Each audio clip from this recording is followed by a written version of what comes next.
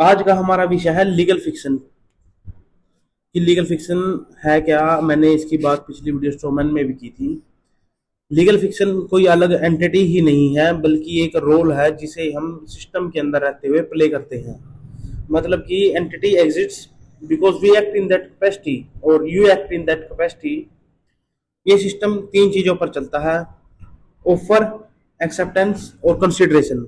Offer यानी कि कोई भी इंटरेक्शन गवर्नमेंट के साथ, या किसी जॉब में के लिए, या बैंक में, या गवर्नमेंट स्कीम के लिए। दूसरा है एक्सेप्टेंस, यानी कि जब हम उसको एक्सेप्ट करते हैं, हम साइन करते हैं या उस चीज़ पर एग्री करते हैं, या हम किसी गवर्नमेंट आईडी को या उसकी स्कीम को यूज़ करते हैं। तीसरा है कंसिडरेशन, कुछ वैल्यू एक्सचेंज करते हैं उसके बदले। मनी हो गई, सर्विस हो गई, या कोई बेनिफिट हो गया। ये तीनों मिलकर बनाते हैं कॉन्ट्रैक्ट। इन तीनों चीज़ों को, ऑफर, एक्सेप्टेंस एंड कंसिडरेशन को, जब ये तीनों चीज़ें मिलती हैं तो एक कॉन्ट्रैक्ट तैयार होता है। इसका जो मेन पॉइंट है भाई, हम एंटिटी नहीं है, हम लिविंग बीइंग है। लेकिन हर बार जब हम कॉन्ट्रैक्ट को एक्सेप्ट करते हैं, स्वीकार करते हैं, हम उस एंटिटी की कैपेसिटी में एक्ट करते हैं और उस कैपेसिटी को हम स्वीकार कर लेते हैं। जैसे वकील एक्ट करता है बार लाइसेंस की एंटिटी कैपेसिटी में, पुलिस एक्ट करती है उसके आईडी कार्ड की एंटिटी कैपेसिटी में, और हम एक्ट करते हैं हमारी लीगल फिक्शन आईडी की कैपेसिटी में। जैसे कभी ड्राइवर लाइसेंस हो गया, कोई सिक्योरिटी लाइसेंस हो गया, तो कभी किसी और आईडी की कैपेसिटी में। सिस्टम हमें कभी भी फोर्स नहीं करता कि हम उसको स्वीकार ही करें। वो पहले ऑफर देते हैं, फिर हम उस ऑफर को एक्सेप्ट करने के बाद हम लीगली बाइंड हो जाते हैं, उससे जुड़ जाते हैं। और जब हम इसके प्रति अवेयर होते हैं, हमें इस जानकारी का पता लगता है और हम उससे बाहर निकलना चाहते हैं, तब सिस्टम हमें उस सिस्टम के अंदर रहने के लिए फोर्स करता है। भाई अब तुम इस सिस्टम से बाहर नहीं जा सकते, या हम जाने नहीं देंगे। वो हर संभव कोशिश करता है उस सिस्टम को, उस सिस्टम के अंदर हमें रखने के लिए। कोर्ट या सिस्टम तभी पावर यूज करता है जब कॉन्ट्रैक्ट जब हम कॉन्ट्रैक्ट आईडी यूज या बेनिफिट लेते हैं, हम वॉलंटरली एंटर करते हैं उसमें, और इसको कहते हैं कंसेंट बेस्ड सिस्टम, ये कंसेंट बेस्ड कंट्रोल। और जब हम उस एंटिटी को रिजेक्ट कर देते हैं तो हम फ्री हो जाते हैं। फिर हम कोर्ट से सिस्टम की जुरिस्डिक्शन के अंडर नहीं आते, हम वहां पर एज अ लिविंग बीइंग होते हैं और हमारी अथॉरिटी उनसे हायर हो जाती है। समझे कैसे? जब उन्होंने कोई आईडी दी या कोई हमारे साथ कॉन्ट्रैक्ट किया या बेनिफिट लिया हमने उनसे, जब हम उनको अस्वीकार कर देते हैं, उनको वापस कर देते हैं, हम कॉन्ट्रैक्ट को नल एंड वॉइड साबित कर देते हैं। भी हमें टर्म्स एंड कंडीशंस नहीं बताई गई, या हमें इस आईडी का नहीं पता था भी इस आईडी के ऊपर क्या क्या लाइबिलिटीज है।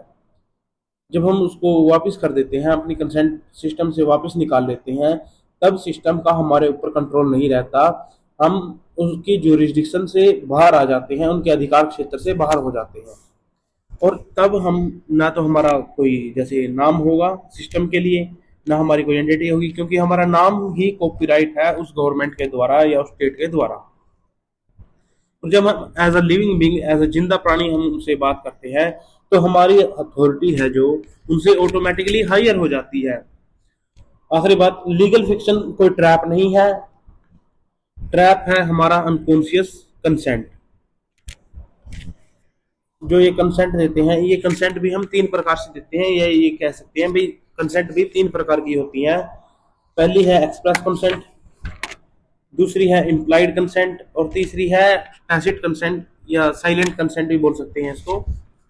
जो एक्सप्रेस कंसेंट होती है, स्पष्ट सहमति, इसको समझते हैं कि जब हम क्लियरली, साफ साफ, कॉन्शियसली, डायरेक्टली एग्रीमेंट देते हैं वर्ड्स या राइटिंग में, यहाँ अस्पष्टता नहीं होती, सिस्टम को प्रूफ मिल जाता है कि कंसेंट बनता है। सिस्टम को प्रूफ मिल गया कि हमने उनको कंसेंट दी है सिग्नेचर के द्वारा, या जब हम किसी साइट पर जाते हैं तो हम आई एग्री क्लिक करते हैं। हमें नहीं पता होता टर्म्स एंड कंडीशंस, हम लोग नहीं पढ़ते वहां पे, बस क्या करते हैं जल्दी जल्दी चलाने के लिए आई एग्री दबा देते हैं। कोई रिटर्न या वर्बल हमने यस किया है। उदाहरण देता हूँ उसका, जॉब कॉन्ट्रैक्ट।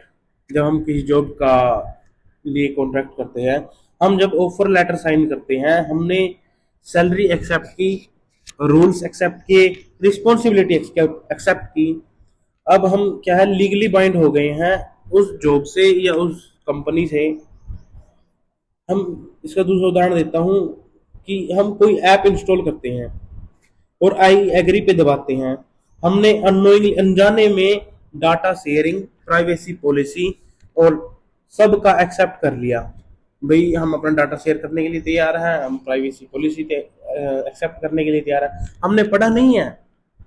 इसका मतलब ये नहीं है कि हम बाउंड नहीं है या ये यहाँ पे नल एंड वॉइड होता है। सिस्टम को प्रूफ मिल चुका है कि हमने कंसेंट दी है। लो बोलेगा, ये कोर्ट या कानून इसमें बोलता है कि पर तुमने एग्री किया था, तुमने उसको पढ़ा नहीं, टर्म्स एंड कंडीशंस को, डाटा शेयरिंग की प्राइवेसी पॉलिसी को, ये तुमने पढ़ा नहीं है। ये इसमें हमारा दोष नहीं है, अभी तुमने उसको बिना पढ़े ही एक्सेप्ट कर लिया। लो बोलता है ignorance of law is not an excuse, कानून का पता होना कोई बहाना नहीं है। और यही खेल आजकल हम सिस्टम के साथ भी खेल रहे हैं। इसकी बात फिर कभी करेंगे। दूसरा कंसेंट होता है इम्प्लाइड कंसेंट, अप्रत्यक्ष सहमति। हमने यस नहीं कहा, लेकिन हमारा हमारा जो बिहेवियर है वो खुद प्रूफ है कि हम एग्री हैं। ये कंसेंट एक्शन से नहीं बनता, कभी हमने कोई एक्शन किया उससे कंसेंट बनता है। उदाहरण, रेस्टोरेंट, हम रेस्टोरेंट में बैठकर खाना ऑर्डर करते हैं। हमने डायरेक्टली नहीं कहा मैं पैसा दूंगा या हम पैसा देंगे, लेकिन हमने खाना खाया या ऑर्डर किया, मतलब पेमेंट एक्सेप्ट, या भाई हमने पेमेंट एक्सेप्ट कर ली है। दूसरा, बस या टैक्सी, हम ऑटो, बस या कैब में बैठते हैं, कोई रिटर्न कॉन्ट्रैक्ट नहीं, लेकिन राइडली यानी कि किराया देना पड़ेगा। हमने कॉन्ट्रैक्ट साइन नहीं किया। ये एक्सक्यूज, बहाना काम नहीं करता। लो बोलेगा तुम्हारे एक्शंस ही कंसेंट हैं। समझ गए? अप्रत्यक्ष सहमति, एम्प्लॉयड कंसेंट ऐसे काम करती है। तीसरा है टैसिट कंसेंट, साइलेंट कंसेंट। चुप रहना भी सहमति है, सिस्टम के लिए कंसेंट है। हमने ना यस कहा, ना कोई एक्शन लिया, ना विरोध किया, तो सिस्टम एज्यूम करता है हम एग्री हैं। जैसे कोर्ट में बोला जाता है कि आपकी चुप्पी का मतलब है कि आप इसको सहमति दे रहे हैं, कि आप इसको एक्सेप्ट कर रहे हैं। हम एग्री हैं, ये कंसेंट बनता है जब तो सिस्टम एज्यूम कर लेता है कि ना हम कोई एक्शन दे रहे हैं, ना हम यस कह रहे हैं, ना हम कोई विरोध कर रहे हैं, हम एग्री कर देते हैं। इसका मतलब ये कंसेंट बनता है वहां पे। Silence plus no objection plus situation, यानी मौन प्लस यानी चुप्पी साधना, कोई आपत्ति जाहिर ना करना और स्थिति और सिचुएशन को देखते हुए ये कंसेंट बनता है। एग्जाम्पल देता हूँ उसका, पब्लिक रूल्स। हम पब्लिक रोड यूज करते हैं, हमने साइन नहीं किया कोई कॉन्ट्रैक्ट, लेकिन रूल है जो उस रोड्स के कि हमें लाल बत्ती पर रुकना है या इस लेन से चलना है, वो जो रूल है वो हमारे ऊपर ऑटोमेटिकली अप्लाई हो रहा है। हम कोर्ट सिचुएशन को देखते हैं। कोर्ट सिचुएशन में ये कैसे काम करता है साइलेंट कंसेंट। हम कोर्ट में जाते हैं, अगर हमने डायरेक्टली आर्ग्यू करने लगते हैं जज से या वकीलों से, यानी कि हम उनकी ज्यूरिसडिक्शन को चैलेंज नहीं करते, ये सिग्नल है। वहां पे मतलब बनता है कि आई एक्सेप्ट दिस कोर्ट, भाई मैं इस कोर्ट को स्वीकार कर रहा हूँ, ये जो इसकी ज्यूरिसडिक्शन है मेरे ऊपर, मैं उसको सहमति दे रहा हूँ कि मैं उनके अधिकार क्षेत्र में आता हूँ। उदाहरण, अगर कोई लीगल फिक्शन नोटिस आता है, हमारे पास कोई लीगल फिक्शन नाम पे नोटिस आता है और हम रिप्लाई नहीं देते, तो कुछ सिचुएशंस में साइलेंस एक्सेप्टेंस माना जाता है। हमने उसका कोई जवाब नहीं दिया उस लीगल फिक्शन नोटिस का, तो वो क्या करता है, उस साइलेंस को सहमति मान लेता है कि उस व्यक्ति ने उस नोटिस को स्वीकार कर लिया है। कई केसेस में साइलेंस एग्रीमेंट बन जाती है, कई केसेस में साइलेंस न्यूट्रल होता है। ये सिचुएशन पर डिपेंड करता है कि क्या केस है और हमें वहां पर कैसे बिहेव कैसे चुप रहना है या कब बोलना है, ये इस सिचुएशन पर डिपेंड करता है उस समय की। इन तीनों में जो असली डिफरेंस है मैं कुछ ही शब्दों में बता देता हूँ। जो एक्सप्रेस कंसेंट है, इसमें हम क्लियरली यस करते हैं। लोग इसमें हमें स्ट्रोंग एग्रीमेंट बनता है यहाँ पे जब हम उसको क्लियरली यस बोल देते हैं। लेकिन जो इम्प्लाइड कंसेंट होती है हम उसमें एक्शन लेते हैं, हमारा बिहेवियर ही एग्रीमेंट बन जाता है। और जो टैसिट कंसेंट है, जो साइलेंट सहमति है, हम उसमें चुप रहते हैं, वो कभी कभी एग्रीमेंट बन जाता है। वो केस के हिसाब से तय होता है। लोग हमारे वर्ड्स ही नहीं, हमारे बिहेवियर कैपेसिटी को देखता है या पढ़ता है। और हाँ, साइलेंस खुद पावर नहीं है, भाई हम चुप रह गए तो हमें पावर मिल गई है, नहीं। पावर है ये समझना कि हमें कब बोलना है और कब नहीं, कैसे बोलना है, किससे बोलना है। ये साइलेंट कंसेंट में ये चीज पावर होती है। भाई अपनी कॉन्शियस माइंड से भाई इस चीज को देखना कि हमें कब बोलना है और कब नहीं। ये था कंसेंट, ये 3 प्रकार की कंसेंट थी। इसके बाद मैं थोड़ा सा और ऐड ऑन कर देता हूँ। मैंने इसके बाद मिरांडा राइट्स को जब पढ़ा या रिसर्च की उसके ऊपर, तो मिरांडा राइट्स एक कानूनी अधिकार है जो पुलिस गिरफ्तारी के समय किसी व्यक्ति को बताना जरूरी होता है। जब पुलिस किसी को गिरफ्तार करने आती है तब पुलिस का ये काम होता है कि वो उसको मिरांडा राइट्स के बारे में बताए। ये उसका कानूनी अधिकार है। ये जो मिरांडा राइट्स है ये अमेरिका से आया और इसका नाम मिरांडा वर्सेस एरिजोना केस से पड़ा, मिरांडा व्यक्ति के नाम पर पड़ा। इंडिया में मिरांडा राइट्स नाम से कुछ नहीं है, लेकिन सिमिलर प्रोटेक्शन है। जैसे आर्टिकल 20 सेक्शन 3, खुद के खिलाफ गवाही देने के लिए मजबूर नहीं किया जा सकता। आर्टिकल 22 सेक्शन 1, वकील का अधिकार। सीआरपीसी सेक्शन 161 एंड 164, पुलिस पूछताछ के रूल्स। ये इसलिए जरूरी है ताकि पुलिस जबरदस्ती बयान ना ले सके, व्यक्ति को अपने अधिकारों की जानकारी हो, कोर्ट में फेयर ट्रायल हो। लेकिन जब पुलिस गिरफ्तार करती है वह हमें नहीं बताते कि हमें चुप रहने का अधिकार है या हम जो बोलेंगे वो कोर्ट में हमारे खिलाफ इस्तेमाल हो सकता है। क्योंकि पुलिस का मेन गोल होता है कन्फेशन निकलवाना, चाहे डरा कर या मारपीट कर। उन्हें बस कन्फेशन बयान से मतलब होता है। और जब हमें हमारे अधिकार नहीं बताए जाते या पता होने के बावजूद हम अपने अधिकार छोड़ देते हैं, तो जो हम बोलेंगे हमारे खिलाफ ही लीगल वेपन, लीगल हथियार बन जाता है।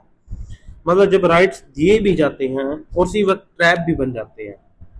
यानी कि एक जाल, हमें कोई राइट दिया गया, वो सिर्फ राइट दिया ही नहीं गया है, साथ के साथ उसकी कुछ जिम्मेदारियां हैं। अगर हम उसको सही प्रकार से इस्तेमाल नहीं कर रहे हैं तो वो हमारे लिए एक घातक हथियार या एक ट्रैप भी, एक जाल भी बन जाता है।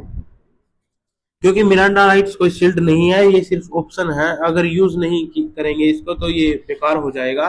अगर समझे बिना यूज किया, इसको बिना समझे ही यूज कर लिया, तो ये हमारे लिए ट्रैप साबित हो सकता है। दूसरा पॉइंट है वेवर ट्रैप, सबसे बड़ा हिडन पॉइंट। पुलिस अक्सर पूछती है क्या तुम्हें अपने अधिकार पता है, और हमने कहा हाँ, तो यहाँ से गेम शुरू हो जाता है। अगर ना बोला तो बोलेंगे ignorance of law is not an excuse, कि कानून का पता ना होना ये कोई बहाना नहीं है। हाँ बोलने के बाद जो गेम शुरू हो जाता है, भाई हमने बोल दिया भाई हमें अधिकारों को मालूम है, तुम, तो पुलिस पूछेगी तुम बात करना चाहते हो। अगर दोबारा हाँ बोला तो हमने इनडायरेक्टली अपने राइट्स को छोड़ दिया, अपने अधिकारों को वहां पर छोड़ दिया, और ये कोर्ट में वैलिड माना जाता है। और ये खेल भी आजकल हम सिस्टम के साथ खेल रहे हैं बड़े अच्छे से। हम ये जो बात है उन्हीं के लोग ही, हम उन्हीं के ऊपर अप्लाई कर रहे हैं कि ignorance of law is not an excuse. उसके बाद या और उसी बात पर दोबारा आते हैं वेवर ट्रैप पे। और याद रखना कि साइलेंस भी हमेशा सेफ नहीं है। क्लियरली साफ साफ बोलना पड़ता है कि I have right to remain silent, मुझे चुप रहने का अधिकार है। तो फिर पुलिस क्या करती है, साइकोलॉजिकल वे में खेलती है। साइकोलॉजिकल वे में मिरांडा या इंडियन सेक्शन पढ़ने के बाद भी वो फ्रेंडली बनने की कोशिश करते हैं कि हम आपकी मदद करेंगे। वो झूठ भी बोलते हैं और बोल सकते हैं, प्रेशर बनाएंगे, बोलेंगे सच बोल दे सेफ रहेगा, लेकिन बाद में उसे हमारे ही खिलाफ कोर्ट में यूज करते हैं उसको। इंडिया में पुलिस मिरांडा स्टाइल वार्निंग नहीं देती जैसे अमेरिका वगैरह में देती है कि do you understand your rights, वो इधर पुलिस नहीं देती इंडिया में। और कन्फेशन बयान पुलिस के सामने जनरली वैलिड भी नहीं है। जो पुलिस को हम बयान देते हैं उसे हम कोर्ट में जाकर मुकर सकते हैं। ये पुलिस के सामने दिया हुआ बयान कोर्ट में नहीं चलता। जज के सामने दिया गया बयान ही असली बयान माना जाता है, या सबसे मजबूत बयान माना जाता है। लेकिन ग्राउंड रियलिटी इसके बिल्कुल अपोजिट है। पुलिस प्रेशर बनाती है, जब पूछताछ करती है, धमकाती भी है, डराती भी है, मारपीट भी करती है, धमकी देती है, अनऑफिशियल क्वेश्चनिंग भी करते हैं। और जब पुलिस डराए या मारे तो जज को बताओ, अगर पुलिस कुछ मारती है वो कोर्ट में ले जाने से पहले मेडिकल करवाते हैं। मेडिकल में जहां जहां पुलिस ने मारा है वो उनको डॉक्टर को बता, लेकिन ये मत बताना कि पुलिस ने मारा है। उनको सिर्फ मेडिकल में बता दो, भाई मेरे यहाँ यहाँ चोट लगी है। चाहे पुलिस जहां मर्जी मारे, जहां मर्जी मतलब समझ रहे हो, चुतड़ों पे मारते हैं ना, गांड पे, पटा वहीं तो फिरता है। तो क्या करना है, जज उसको डॉक्टर को बताना है भाई यहाँ यहाँ चोट लगी है। जब जज के सामने पेश करे तो जज पूछती है क्या तुम्हारे साथ कोई जबरदस्ती हुई है या मारपीट की गई है, तो तुम्हें वहां पर बोलना है हाँ मेरे साथ पुलिस ने पूछताछ के दौरान या जब मैं कारागृह में रखा गया, हवालात में रखा गया, तो मेरे साथ मारपीट की है। और जहां पर भी मारे वही जगह दिखा दो। गांड पे मारे तो कोर्ट में नंगे हो जाओ जी, शर्माना नहीं है। अगर वहां पर शर्मा गए तो सारा खेल खत्म है। हम धरती पर नंगे पैदा हुए थे, शरीर पर कोई कपड़ा नहीं था। जज के सामने कच्छा तक उतार दो, चाहे लेडीज जज ही क्यों ना हो, कोई फर्क नहीं पड़ता। क्या लेडीज जज की जो हम दिखा रहे हैं क्या उसके पास नहीं है? वो बिल्कुल है। तो लेडीज जज के आगे भी शर्माना नहीं है, हमें अपना कच्छा तक उतार देना है। ये थोड़ा अजीब लगेगा लेकिन ट्राई करेंगे आराम आराम से। लेकिन जो इसका कड़वा सच्चा है कि लो हमें सिर्फ प्रोटेक्ट नहीं करता, लेकिन तभी जब हमें खुद पता हो कि कब बोलना है और कब चुप रहना है। लो हमें तब प्रोटेक्ट करता है जब हम अपनी पूरी सहमति से, कॉन्शियस माइंड से ये पता चल जाए कि अब हमें कब बोलना है और कब नहीं, हमें पुलिस के सामने बयान देना है या नहीं। क्योंकि जज के सामने दिया गया बयान ही असली बयान है। पुलिस के सामने दिया गया बयान कोर्ट में नहीं चलता, और जब कोर्ट में वो बयान नहीं चलता तो हमें हवालात में चुप रहने का अधिकार है।